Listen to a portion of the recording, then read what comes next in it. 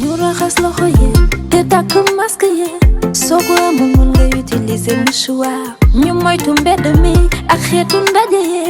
mën na dawal jàngoro bi dafa gaaw de ñu moytu joxe sunu loxo yi ak ndaje yi nañu saytu sunu yaram ba mu tele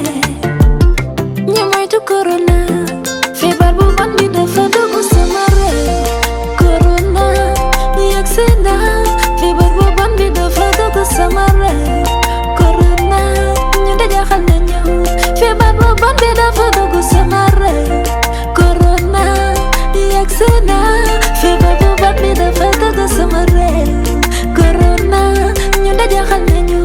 feebar bu bon bi dafa dugg sama réew. mbokk yi xaritu téléspectateurs yi am nañu mbégte ak contentement bu mag dikkaat ak yéen ci beneen reportage comme niñ leen ko diggee woon ci reportage bii di weesu noonu lañ ko fesee na wéyalee daañu ànd ak yéen ñaari ay bés yu nekk def le point waxtaanee li nga xamante ne moo di Covid 19 di jàngoro jooju nga xamante ne mi ngi law ci àdduna di indi ay jafe-jafe ban njeexital la am ci économie ban njeexital lay am ci dundinu askan wi yooyu yëpp ay waxtaan la yoo xamante ne boo ñu toppee dina leer. jàngoro ji di Covid 19 ma ngay wéy di indi njaxare ak tiit ci askan wi moo xam Europe la moo xam Afrique la moo xam États-Unis la rawatina États-Unis jamono yi ñu toll jàngoro bi ma ngi fay def ay njombe di faat ay junniy doomu aadama tëral ay junniy doomu aadama rawatina communauté bi nga xamante ne moo di communauté guinéenne ba faree ca New York am nañu njaxare ak tiis parce que lu toll ci fukki nit ci seen communauté boobu ñàkk nañ seen bakkan gannaaw ba ñu amee doomu jàngoro bi fi ñuy waxee ak yéen lu toll ci 1 359 398 doomu aadama ñoom ñoo amee doomu jàngoro bi ci àdduna si yëpp lu toll ci 75 973 doomu aadama ñoom ñoo loru maanaam ñàkk seen bakkan ci doomu jàngoro bi waaye nag lu toll ci 291 991 doomu aadama ñoom ñoo mucc ci doomu jàngoro boobule di Covid 19. lii di jàngoro ji di Covid 19 mi ngi wéy di indi ay jafe-jafe ci économie mondiale bi rawatina industrie automobile ab gëstu bu yaatu di wane ne ci ñaar fukki dëkk ak juróom-ñeent toftal ci dëkk bii di Turquie dinañu dem ba yegg ci 57% de baisse de production maanaam jënd ak jaay oto dina wàññeeku bu baax mu nekk secteur bu nga xamante ne fi ñuy waxee ak yéen mbas mi laal na ko bu baax a baax. tey nag ñu am mbégte ak contentement bu mag nara ànd ak ki nga xamante ne moo di son excellence monsieur Amadou Diop di ambassadeur bu Sénégal ci Belgique daañu ànd ak moom ci waxtaan wu yaatu def le point dinañu waxtaanee taxawaayu sénégalais yi nga xamante ne ñoom ñoo nekk ci Benelux par rapport ak mesures yi nga xamante ne jël nañ ko muy confinement ak yeneen muy les mesures barrières ngir xeex ak li nga xamante ne moo di doomu jàngoro bi ngir mu bañ a law dinañu waxtaan ak moom ci mesure bi nga xamante ne président Macky Sall jël na ko ci dimbalee ñi nga xamante ne ñoo di diaspora bi lu toll ci fukki milliards ak ñaar yu toftal juróomi téeméeri millions yooyu yëpp ay waxtaan la yoo xamante ne boo ñu toppee dina leer ak ki nga xamante ne moo di son excellence monsieur Amadou Diop di ambassadeur bu Sénégal fii ci Belgique.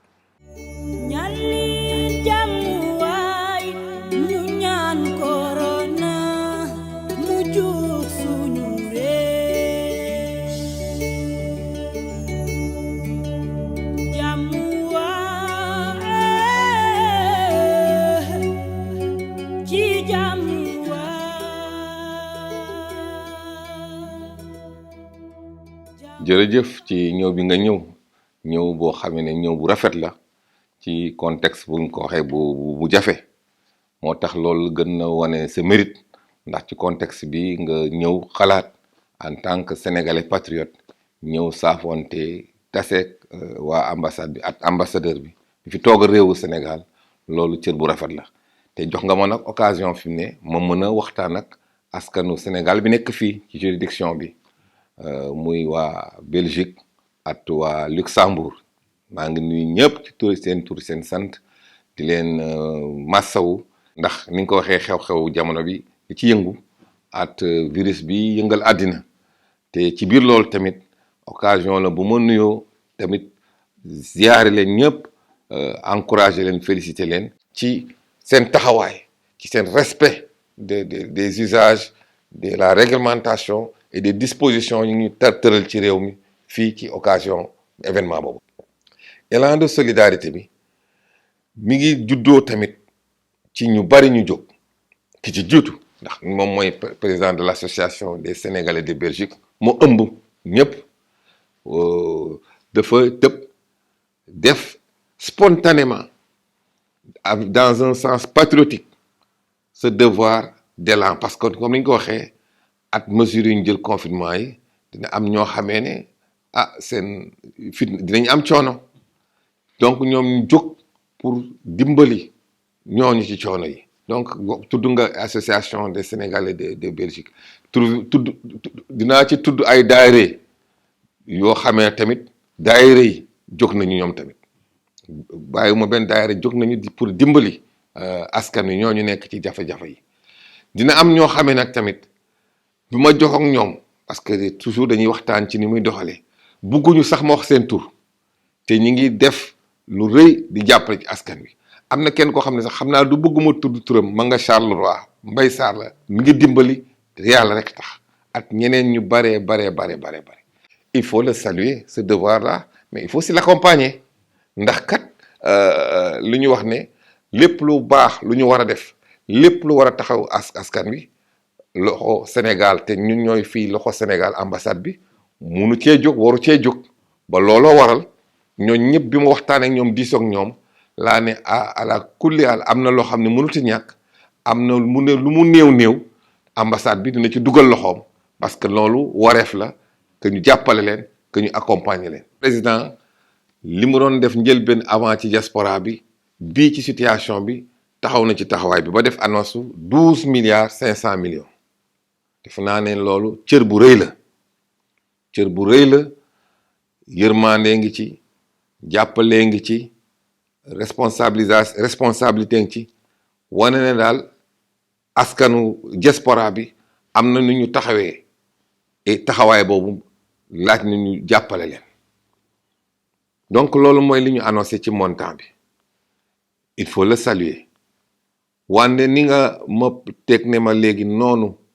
lan lay demee nan lay tëddee ak nan lay àggee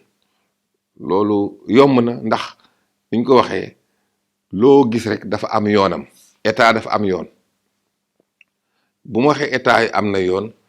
ñun ni ñuy fonctionner ambassade yi dafa am yoon ci la ñuy tegu te li mag ñi wax ne kuy tegu ci yoon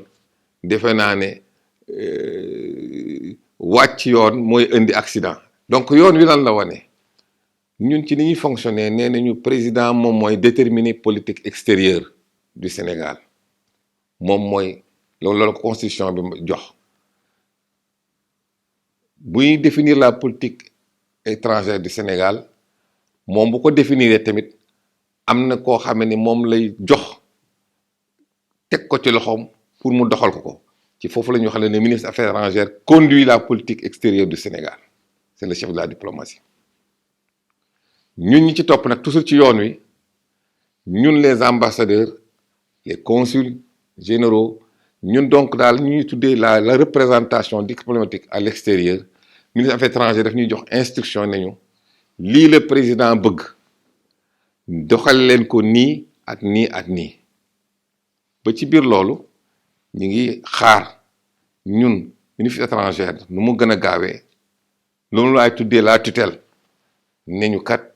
ci fond de la diaspora ak donc le ministre des Affaires étrangères en rapport bien sûr ak le secrétaire d'État chargé de la diaspora de l'extérieur ak toutes les structures en tout cas la tutelle qui est au Sénégal dinañu jox le moment venu wan ñu ne kat yëf yi nii la tëddee nii lay demee bu boobaa bu accès ci ñun ñu def suñu wàll nu mu matee wàll wi mooy dinañu ñëw xool nit ñu ko waxee ñu jaaree noonu foofu yëgalee ko noonu askan wi ba nga xam ne ñi ko war a jot ñi ko yelloo dinañ ko jot nu mu ko war a jotee tamit suñu liggéey parewul ndax buñ la joxee responsabilité ne la defal lii defalee ma ko nii loolu mooy wàllu tamit képp ku ñu jox représentant da ngay ñëw rendre compte ki la jébaloon loolu bon bokk ci biir loolu li ñu ko waxee loolu lu yëngu rek coow du ñàkk wande yoon waa ngi fi te defe naa yoon wi moom xàll nañ ko ba noppi ñun duñu am lu dul ñëw jaar ko pour mottali ko nu mu gën a gaawee ak nu mu gën a rafete ci communauté sénégalaise bi fi nekk am na ñoo xamee ne sant yàlla ñoom ñi ngi suturlu ba ñooñu d'ailleurs sax xaar ñu ku leen di dimbali ñoom ñax ñooy dimbali ñu koy wax léegi ba ñooñu déjà ci li ñuy am ak ni ñu organiser woo bii amee nga xamee ne am na quelques éléments yoo xam ne jar nañoo dimbali yëkkati nañ seen loxo di ko ci dugal am nañu tamit aussi il faut saluer mesures yi nga xam ne dëkk bi ñu nekk ñu ngi koy def ci nga xamee ne ñu ngi fi ci dëkk bi am na yow boo ko xamee ni ñuy wax CPAS ñoo xam ne bu dul dara di dara bu amee jafe-jafe dinañ leen am luñ leen teg seen loxo. mais nag comme ni ñu ko waxee n'empêche que dina am ci communauté bi ñoo xamee ne duñu jot ci amuñu salaire wala situation bu stable bu leen mën a permettre ñu mën a suturlool seen bopp am na ñoo xam ne tamit duñu jot ci CPAS bi am na tamit ñoo xamee ne duñu jot ci contrepartie bi nga xamee ne gouvernement belge dina ko def pour ñëpp ñi nekk ci territoire bi est concerné ñooñu donc jar nañu bàyyi xel ñooñu nag ci la ñu bokk ñooñu dama leen ni encouragé dama leen ni wax ne nañu gën a muñ ndax àddina lu neex a fi nekk ak lu naqari ñu ngi traversé phase bu naqari te phase boo xam ne naqari bàyyiwul kenn ba ci biir loolu ñoom mesure bu ñëw la boo ko suivre actualité bi fii en Belgique avec bi ñu lancé confinement mesure de confinement bi ñu ngi koy ba ñu renouveler ko day dem ba le 19 avril war nañu normalement ñoom daje ak comité de crise bi suba pour évaluer waat ñi ngi jàpp ne xëy na ñu prolonger ko xëy na ba le 3 mai mais lu ci mënti am dinañ ko yëgal askan wi dinañ ko yëg ba ci biir boobu daal la ñu xalaat ne à partir ci début mai bi ci lañ koy lever moo tax ne metti na wande diir bu gàtt la. maa ngi gërëm communauté sénégalaise bi ndax na ma ko waxee bi yëfi xewe ba léegi wane nañu ñetti jikko yu jara naw yu ñu naw yu rafet buy aaju gërëm te ku def lu rafet da nga laaj ñu gërëm la mu njëkk ba mooy li nga xamee ne gouvernement belge tëral na ko ne na ñëpp jaar ci yoon wi wàcc ñu yoon wi jaar nañ fa loolu maa ngi leen ci gërëm di leen ci félicité ñaareel ba tamit bi nga xamee ne yow wax nañ ko léegi am nañ commencé sonn di loof ci mbir mi xaaruñu kenn dégluñu kenn ñu bari ci ñoom dañuy jóg de manière spontanée avec patriotisme avec générosité organisé wu pour jàppale ñooñu loolu jar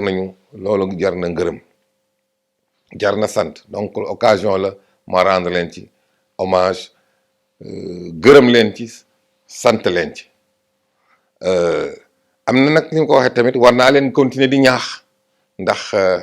ñaax mooy sunu rôle waa ñaax leen ñu gën a continuer ci yoon woowu respecter mesures yi te tamit gën a développer esprit patriotisme boobu ndax loolu mooy ñun sunu woy ñun Sénégal te defe naa ne mun nañ ko continuer di ko wéyal nu mu gën a rafetee te bu may ñaax tamit wax leen ne yàlla dafa dogal am ngeen fii ñun communauté bi ñëpp ngi travailler dans une très grande harmonie bi mooy gis nga ko bu lu xew ñëpp mobilisé te fin ci jëf ju rafet gàmmu yi ci màggal yi ci association culturelle et sportive organisé wu loolu gàcce ngaalaama te ci loolu defe naa ne esprit boobu nañ ko continuer ndax esprit boobu mooy tax ba lépp lu ñu mën a ñëw rek lu mu metti dañ ko mën a traverser ci nu mu gën a rafetee et c'est à l'occasion aussi pour leur dire ci bi ma leen di ñaax wax leen ne ambassade bi ñun suñu cër mooy lépp loo xamee ne jëm na ci askan wi dañ ci war a taxaw ba lépp lu aussi war a taxaw waruñu leen ko umpale ba looloo tax ba bi lii xewee ba fii may wax ak yow ba chaque fois ñu am information bu ñu war a diffuser dañ koy yaatal yëgal leen ko nu mu gën a leeree ñu partager ko ñun ñëpp ñaan yàlla ñëpp niñ ko tënkoo ca réew ma nga xam ne suñu kilifa diine yi suñu kilifa aada yi suñu président ki taxaw jiitu ci di def comme ti lay kàttanam xeebu ñu ñaan yi nañ ci ñëpp ñaan dugal suñu ñaan ndax ñun dëkk réew ngëm lañu te ci biir ñaan yooyu maa ngi profité ci occasion bi di anticiper ndax fii ak ñetti fan fii ak lañ ci li ñu war a organiser ci lay am Pâques fii di donc communier avec la communauté catholique bi nekk fii dans la juridiction di leen féliciter à l'occasion des fêtes festivités de Pâques ci contexte bu metti bu difficile di leen wax ñoom tamit ñu ñaan et je profite aussi bientôt comme jox nga ma occasion bi dans quelques jours dinañ dugg ci Ramadan bi nga xam ne weeru koor la comme ni ma koy defee dinaa def message comme événement bu am ba communier ak ñoom mais comme tribune bi occasion la tamit ma wax leen tamit ñoom ñu ñaan te di leen féliciter di leen wax yàlla nañu defal jàmm defal ñu tawféex defal ñu aafiya defal leen gënal en tout cas di ñaan ñëpp ñu nekk ci jàmm te tamit je touche du bois ba fi ma nekk nii daal yàlla ñuy suturaal ba ci juridiction bi amaguñu information ci koo xamee ne daal mbir mi daal fitnaal na ko wala daaneel na ko waaw loolu tamit lu jar la sant yàlla la te am na kenn cas rek bu ñu waxoon mais kooku c'était bu liewul ak corona ak feebar bi ku ñu hospitalisé fii ci clinique Sainte-Élisabeth moom da doon ñëw Sénégal dafa jóge woon Sénégal ñëw fi di war a ñëw faju yëfi fekk ko fi moom niñ ko hospitalisé fii ci clinique bi mais moom beneen jàngoro moo ko tënk foofu wante du jàngoro bi waaw am na tamit beneen occasion yoo xam ne ñu ngi ciy sant yàlla ci sutura parce que am na di suivre ne Sénégalais yu bari dañu dem ci àddina bi ñu demee ñu yëfi xew ñu tëj avion yi dematuñu ñëwatuñu ba ñu mujj tënku foofu ñu ne woon fii ci juridiction bi ñu ngi évaluer gum daal à peu près am na ñu fi ñëwoon mission ñaar u ñett lañu bariwuñu ba ci wàllu woowu tamit dafa naa ne ñu ngi ci am yaakaar te ñooñu cas yooyu tamit le moment venu dinañ xool ambassade bi nan la ñu organiser woo pour mën leen a jàppale nu mu waree.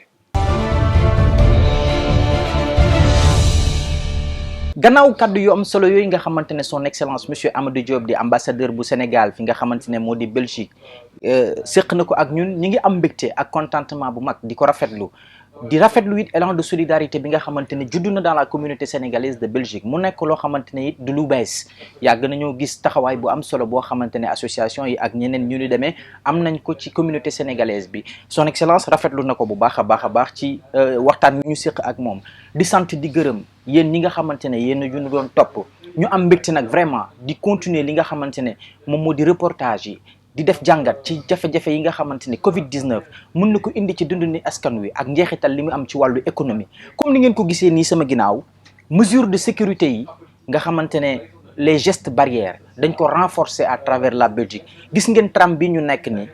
lu toll ci fukki nit ak juróom waruñoo weesu toog ci biir tram bi te mënuñoo toog dendandoo muy wane ne nit ñi ngi def Pastef bu baax ci xeex li nga xamante ne moom moo di jàngoro ji ngir mu bañ a law ci àdduna bi nga bañ a lawit ci yenn dëkk yi jërë ngeen jëf di remercier bu baax Bamba mi nga xamante ne moo nekkoon ci caméraman bi ak réalisation bi di leen sant di leen gërëm di leen dig daje ci beneen daje boo xamante ne daañu càmbar tolluwaay ci Covid-19 ci dundinu askan wi jërë ngeen jëf. ñu raxas loxo yi te takk masque yi soo ko amul mën nga utiliser mouchoir ñu moytu mbedd mi ak xeetu ndaje yi mën na dawal jàngoro bi dafa gaaw de ñu moytu joxe sunu loxo yi ak ndaje yi